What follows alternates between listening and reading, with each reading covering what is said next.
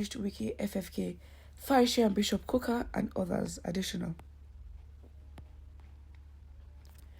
President Muhammadu Buhari's special advisor on media and publicity, Femi Adesina, has said that his principal should have punished his critics in the last 7 years but chose not to do so.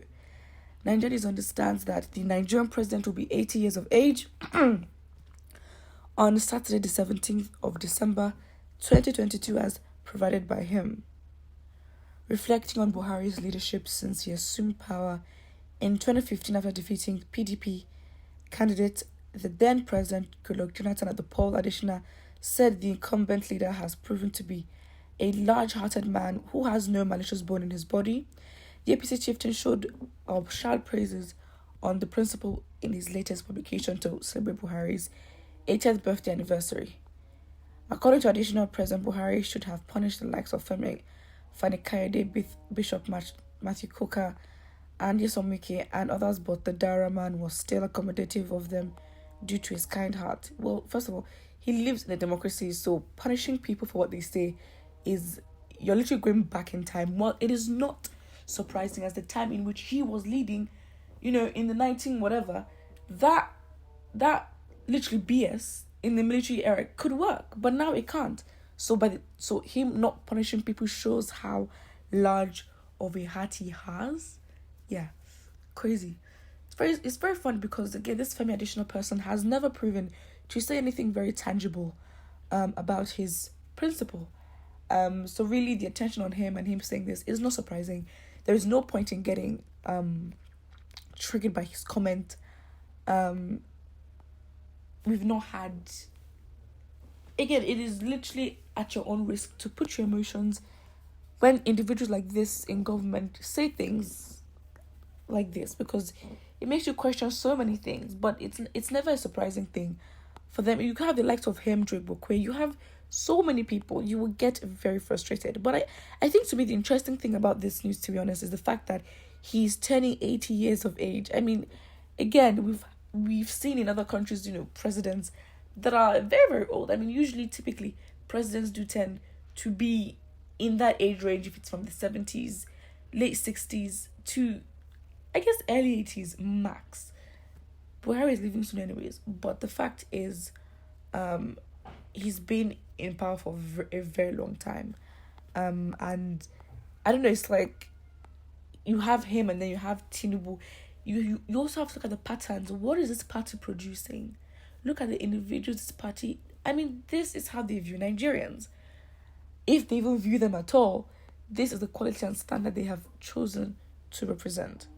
So, it's... I don't know. So Adesina has named the people who despised President Buhari, and Nyesom Wike was part of them. He's accused Nyesom Wike of saying things like accusing Buhari of everything under the sun, including attempted murder. If they were rival wives sharing a husband, it couldn't have been worse. But the president was simply minding his business. Oh my days. Minding his business or being totally unaware that he's president. Those are two different things. Well, he recalled that some weeks ago, President Buhari was invited to the commissioning of the newly built ultra-modern complex of the body of benches in Abuja. Well, the next he has on his list of those that should be punished by Buhari is Ayo Fayose, and of course Bishop of Sokoto Diocese account, Matthew Kukah. I mean, it's just giving so much. It's giving sycophant. It's giving pick me. It's giving how dare you talk about Buhari like that. Oh my days. It's embarrassing, to be honest. There's nothing else you can say about this. It is shameful. But is it surprising? No. There is not one time this individual, Femi Adesina, has come out to say anything tangible or that makes sense. So him talking about this should not be surprising.